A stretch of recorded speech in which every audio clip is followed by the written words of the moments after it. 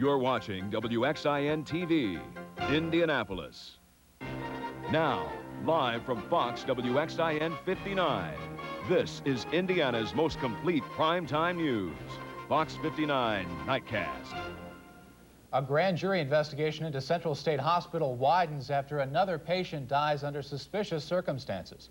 Good evening, everyone. I'm Bob Donaldson. And I'm Caroline Thaw. Patients found the body of 56-year-old Linda Heine in a bathtub last Friday. Hospital workers say she was left unattended when she drowned. John Huck joins us from the newsroom tonight. John, Heine's death isn't the first suspicious death at the hospital, is it? That's right, Caroline. 2 other patients have died at the hospital in the last year. And employees want to know, the workers rather want to know whether employees try to cover up Heine's death. So far, 7 employees have been suspended. 2 could be fired soon. Linda Heine's death marks the 3rd at Central State Hospital in the last year. Like the others, hers is raising serious questions. Heine apparently drowned in a tub at the hospital. She was under one-to-one care, meaning someone was supposed to be at her side at all times. When she died tragically, she did not have that one-to-one supervision. We will do everything in our power so it will never happen again. That promise comes too late for the family of Lydia Shelby. The 40-year-old died last May of a drug overdose while staying at Central State. Norma Shane calls the latest death one more instance of the kind of neglect that killed her sister. This is really sad. It's really sad. The loss is really, it's senseless, you know. It could have been taken care of. Family and Social Services says the most disturbing part of Heine's death is several employees dragged her body out of the bathtub, dried her, dressed her, and put her in bed. A cover-up? But one could conclude that that might have happened. Enough events have occurred that have caused us to feel that this absolutely must be included into the ongoing grand jury investigation of Central State Hospital. I talked with Linda Heine's husband tonight. Richard Heine says, and I'm quoting here, Central State Hospital doesn't treat people right, they're not doing their jobs. Heine is considering filing a lawsuit against Central State. John, why are we hearing about this death 3 days after the fact? Well, Central State administrators thought the death was from natural causes. That was until employees came forward with this story. Okay. Thanks, John. That was John Huck reporting from our newsroom. Modisette hopes to have this case before the grand jury in the next 4 to 6 weeks. An Indianapolis woman is free on bond tonight after being arrested in connection with a deadly hit-and-run accident this weekend. 27-year-old Janine Hawkins posted bond late last night. Police say she drove the car that caused the accident near the governor's mansion Saturday. 1 man was killed and 5 others injured in this wreck. Police say Hawkins was driving drunk when she caused that fatal accident. Police also say an Indianapolis man who was killed over the weekend was strangled to death. Sidney Jacobson was found dead Saturday at his home on the city's east side. Police say he was bound and gagged. Officers also say Jacobson knew his killer. They're calling it a homosexual-related crime. But police say they have no suspects at this time. Nightcast has learned Desiree Washington, the woman Mike Tyson is convicted of raping, has fired her lawyers. Indianapolis lawyer David Hennessy says Washington relieved him of service without giving a reason. Unconfirmed reports say Washington has hired an all-black female law firm in Boston. Tyson's sentencing is set for Thursday. It's been about 24 hours since we first told you about the crash of U.S. Air Flight 405. There are still more questions than answers about that crash. Tonight, a federal investigator says a quick listen to the cockpit voice recorder shed no immediate light on the cause. It is clear tonight that the survivors are lucky to be alive. Investigators and cleanup crews spent this day after picking up the pieces of U.S. Air Flight 405. Their search for answers has already turned up the cockpit voice recorders, so-called black boxes that recorded the final moments before the crash. Just turned left, and the pilot tried to straighten it out, and then there was a spark and a fire, and I just ducked and closed my eyes. I don't know what happened after that, and I just ended up in the water, and so did the plane. 27 people died when the Dutch-built plane fell back on the runway during takeoff and burst into flame. Many died still strapped to their seats, their bodies recovered from Flushing Bay. A Cleveland couple switched flights because of bad weather and talked their way onto the plane. Both were killed. The plane's co-pilot survived the crash. He could give clues in an investigation that centers around how often the plane's wings were de-iced during the snowstorm. It would not be unusual, however, as the airplane were to sit at the gate for it to be de-iced when it arrived and then be de-iced shortly before it's pushed back from the gate. So at least routinely, I would think that procedurally that was handled correctly. Beyond that would only be speculation at this point. Miraculously, 24 people survived, one of them an actor who stars on the soap opera All My Children. Richard Lawson, who portrays the character Lucas Barnes, suffered cuts and bruises. Democratic presidential candidates Bill Clinton and Jerry Brown gear up for a showdown in Connecticut. The mud started to fly as the race heats up for tomorrow's primary, and it was directed at the White House. Both candidates criticized President Bush. President Bush today, or yesterday, summed up his economic policy in 2 words: do nothing. That's the president's words. Do nothing. Franklin Roosevelt was able to give 2 million jobs in the middle of a depression called the Civilian Conservation Corps. We could do that. We could do that this year if we had a president that cared. Clinton's business practices also came under fire again today. A newspaper report says he urged Arkansas legislators to approve a bond contract benefiting a political backer. Clinton denies the charges. Next time you get something in the mail from one of your representatives in Washington, think of it as a bill because you're paying for it. Indiana taxpayers footed a $1 million tab last year for Indiana congressmen. The franking privilege allows them to send mail for free. Representative Lee Hamilton tops the list. His mailings cost the public $184,000 last year. Senator Dan Coates spent $172,000, and as you can see, Senator Richard Lugar spent $63,000 on public mailings. Indianapolis Mayor Steve Goldsmith appointed a new deputy mayor today. Katrina Krieger replaces interim deputy mayor Bob Wood. Goldsmith says Krieger's primary job is to work with local businesses and help them open markets in foreign countries. The new deputy mayor has experience in foreign business affairs. The United Way of America faces a financial crisis. NYCA's Adam Shapiro reports the agency closed its annual leadership conference in Indianapolis with a plea to its members. Hope may be the United Way of America's greatest asset these days. The national agency is trying to rebuild its reputation since revelations regarding lavish salaries opened a Pandora's box of controversy. You said you needed concrete information that demonstrates that dramatic steps are being taken to resolve the crisis. We've heard you loud and clear. United Way agency offices nationwide delivered that message by withholding millions of dollars in dues owed to the national office. The United Way of America now faces a financial crisis. The bottom line is this: dues are United Way of America's lifeblood. We cannot continue without you. But that lifeblood is drying up. Many United Way offices still refuse to pay dues to United Way of America. And now the head office is borrowing money to meet its operating expenses. And it will be my recommendation as a board member to our local organization that they send in their annual dues and the contributions. They can always choose after the investigation, I think, to drop it. But right now, United Way of America is presumed guilty. Give them a chance. But others still are not convinced. There are still many things that need to be decided about what the future of the organization should be. If the dues don't start flowing in soon, the United Way of America itself may become a charity case. Adam Shapiro, Fox 59, Nightcast. United Way of Central Indiana is still withholding its dues from the national agency. Turning quickly to weather, feels a little bit warmer tonight than it has recently, doesn't it? It's really rather pleasant outside. A nip in the air, but that's all. Chris? Caroline, you're right on the money. Just a little bit of a nip in the air right now. Temperatures across central Indiana are in the 30s, 36 at Lafayette, 39 here in Indianapolis. Last night we saw the low temperature go down to 21 for tonight, the low temperature at 30, and we'll see it warmer for tomorrow. A full weather report is coming up a bit later on. Caroline, Bob? Sounds good. Thanks, Chris. We have a question for you tonight. Would you ever consider surgery to cure your heartburn? Up next, find out why some people might choose that option over these. I'll tell you on the Health Watch. And more proof AIDS victim Ryan White won't be forgotten. Those stories when we come back.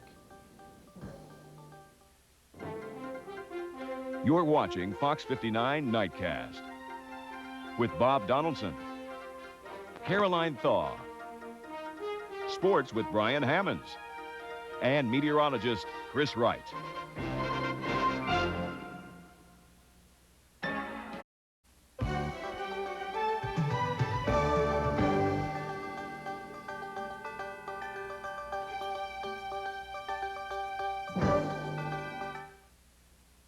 You know, many of us suffer through the pain of heartburn at some time or another. But for about 40% of Americans, it's an ongoing problem.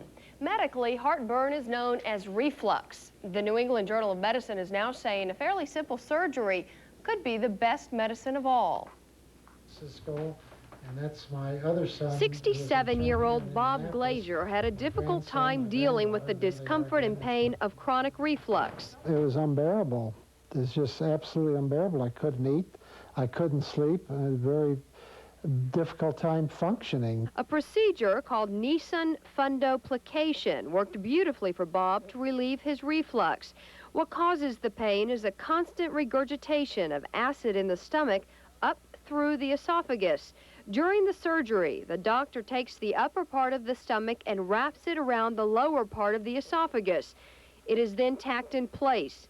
This tightens the opening of the esophagus, keeping acid from moving out. But doctors warn the procedure is viable only for patients suffering from continued heartburn that seems unresponsive to other treatment. The people who have ongoing problems and they've been treated with medication and the medication has not controlled them and they're having to stay on a lot of medications. Those are the people that I would recommend surgery for. There are many different kinds of prescriptions which may help at first, but doctors say they should not be taken for a long period of time. For Bob, surgery was the answer. The pain is gone and life is definitely better. I'm reborn. I do everything. I work every day. I travel a lot. I'm easy to get along with. My wife's not going to leave me. Surgery should keep you free of heartburn for up to 10 years, but it may need to be repeated after that. The Surgeon General says the alcohol industry is encouraging teenagers to drink. If that's the case, many Indiana teens could be listening to the industry's message. As we told you in our special report, The Sobering Truth, Indiana young people drink more and more often than their counterparts across the country. Surgeon General Antonio Novella told a national conference today that the alcohol industry needs to police itself more and warn teenagers about the dangers of drinking. Some bad news for America's kids tonight, and the news is actually worse right here in Indiana. A new study says more kids live in poverty today than any time in the last 10 years. 1 out of 5 children are living below the poverty level. These trends constitute a pattern of national child and family neglect. And while the economy may be in a temporary recession, American children are in a decade-long depression. In Indiana, the percentage of children in poverty rose from 11.9% in 1980 to 17.1% at the end of the decade. That's 250,000 children in this state living in poverty. Indiana had the second highest increase in the country. Ryan White was honored twice today, almost 2 years after his death from AIDS. A large sculpture of White now hangs in Riley Children's Hospital, where he received treatment.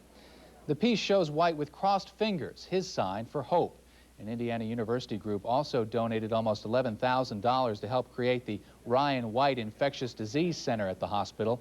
According to Ryan's mother, it is a fitting tribute. Well, this was his home away from home, and even in his last week of his life, before he came home here, we were in L.A., and, you know, we talked to Dr. Kleiman, and he told us to go to a hospital there, and Ryan said, you know, I want to go home to Riley. By the way, the sculpture was created by Ryan's friend Bill Mack. The artist wants it to serve as an inspiration to other young patients at Riley. And surely it will. Up next, when will the Space Shuttle Atlantis take off? And what will your weather be like tomorrow? Those stories coming up. Also, meet one American the Japanese wouldn't even think about insulting. And in sports, the Hoosiers have a few days off, but the Boilermakers are hard at work. Brian Hammonds has NIT highlights next. Chris Wright's forecast is approved by the National Weather Association. About 10 hours from now, NASA will try again to get the Space Shuttle Atlantis into space. NASA says fuel leaks grounded the shuttle today. Shuttle engineers say cold rocket fuel caused those leaks. The spacecraft is headed on a mission to study the Earth's environment. The forecast is better for the shuttle tomorrow with a 70% chance for liftoff.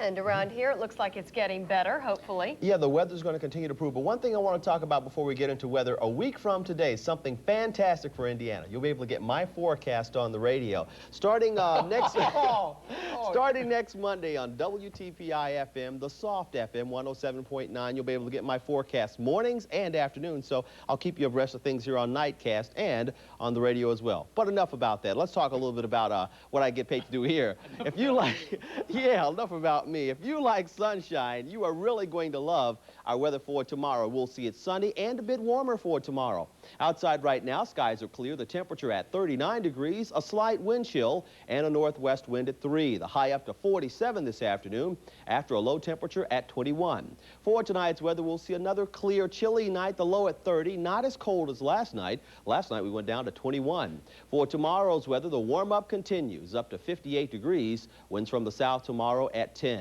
Satellite photos showing fair skies over Indiana. Lots of fair weather back out to our west, so we'll see it sunny tomorrow, but we'll also see the clouds back out in the Rocky Mountain states. They'll be moving in before the week is over. Also back out to our west, some much milder air. Up to 60 at Kansas City today, 60 at Denver, up to 62 down at Dallas. We'll see that 60-degree air mass slowly work its way toward us, and that's going to bring some improvements to our weather as soon as tomorrow. We'll see that warmer air moving this way. As high pressure settles down over the southeast, we'll see winds up from the south tomorrow, from the south about 10 miles per hour, along with the sunshine. That'll push us up near 60. We'll stay in the mid-50s for the high temperature on Wednesday, and as the next cold front moves this way, we'll see it cloudy on Wednesday, a chance of rain Wednesday night, and we'll see the rain sticking around for Thursday and Friday. Back behind the cold front, some colder air. That'll be coming in for the weekend, so we'll get up into the 60s, but by the weekend, we'll drop back down into the 40s. In your pinpoint forecast for tomorrow's weather, we'll see clear skies, a 7 a.m. temperature at 30, sunny at the noon hour, the temperature at 50 degrees with a 7 p.m. temperature at 51. Sunny tomorrow, but cloudy skies coming in for Wednesday, the high at 55. Then some rainfall on Thursday and Friday with a high temperature near 50, and sunny over the weekend, but cooler as high temperatures drop down into the 40s. But for tomorrow's weather, sunny skies, the high temperature at 58, about 10 degrees warmer than we were today, so much nicer. Okay, but more important than that, you will be on the radio a week from today. 107.9, the Soft FM. What time are you going to be on in the morning? Weekday mornings, I'll start the first one about 6:03, and I'll be there for that. Oh, yeah. I'll call you and wake you up. Wrong. Thanks, Chris. Thank you, Chris. Well, IU fans certainly have some questions on their mind. Yeah, there's a lot of planning going on tonight. Brian has more on the start times for the tournament. If you're planning a party to watch the NCAA and the Hoosiers take part, 8 o'clock is the start time on Thursday night when they take on Florida State. Then if they win, on Saturday they'll play at 4:40 or in the neighborhood thereof. So, and I think they'll keep going. I think they're going to the Final Four. I told you that. All right, anyway, the NCAA tournament has the next few days off, so the other postseason tournament is heating up. The NIT had a full schedule of games tonight, including Purdue and TCU at Mackey Arena. Gene Cady trying to get his ball club to New York to play in the Garden in the finals. Good ball movement here. Ian Stamback inside, gets the pass and scores, but TCU played him well in the first half. Al Thomas will stick the J. And the Horned Frogs, one of the best names in college sports, they led by 2 at halftime, but Woody Austin took over like he's been doing the last few ball games. Woody will bury the 3. The game was tied. And then it's Woody again sticking the baseline J, and Purdue does advance, beating TCU tonight 67-51. And we don't know, because it's the NIT, who they will play next. It's up to the NIT people. In South Bend tonight, Notre Dame and Kansas State squared off in their second-round matchup. Notre Dame beats the half-court trap. John Ross gets the ball along the baseline and sticks the J.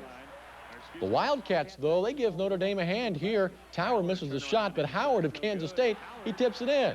Probably felt like an idiot, but Notre Dame really didn't need his help. LaFonso Ellis will hit from outside, and Notre Dame wins tonight 64-47. 2 Indiana schools still alive at the NIT. To the board, Virginia big over Tennessee, Manhattan by 1 over Rutgers, Florida by 3 over Pittsburgh, and in the early goings, New Mexico leads Washington State.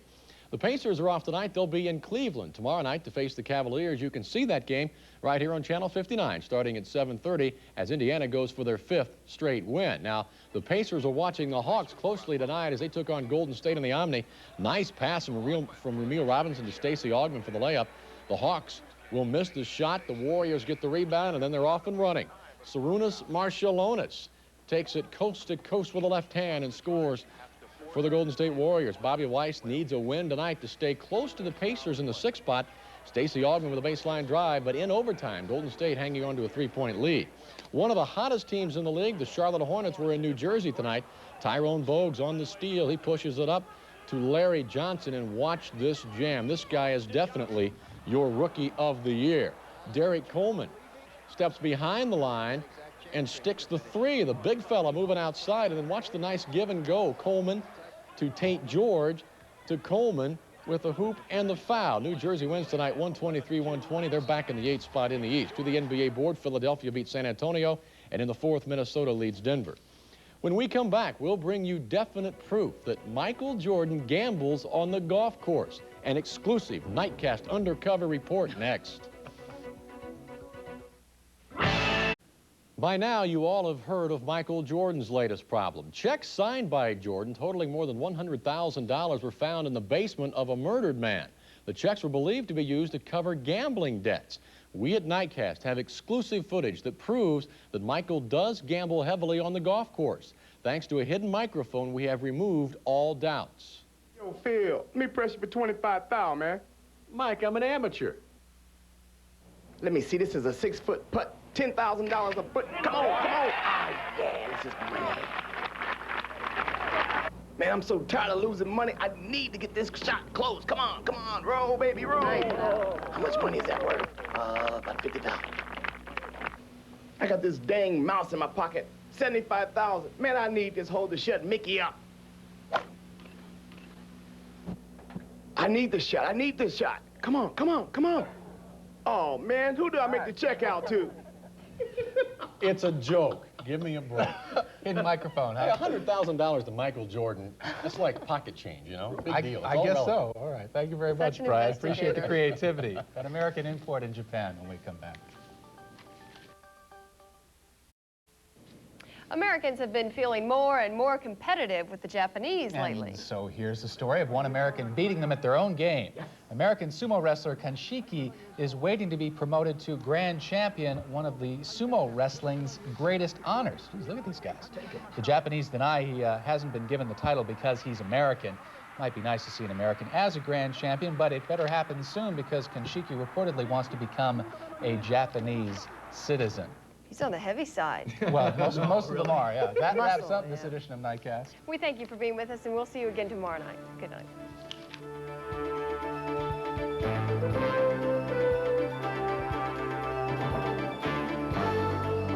Stay on top of Indiana's rapidly changing weather. Up-to-the-minute weather information as close as your phone. The Fox 59 weather line, 635-5959.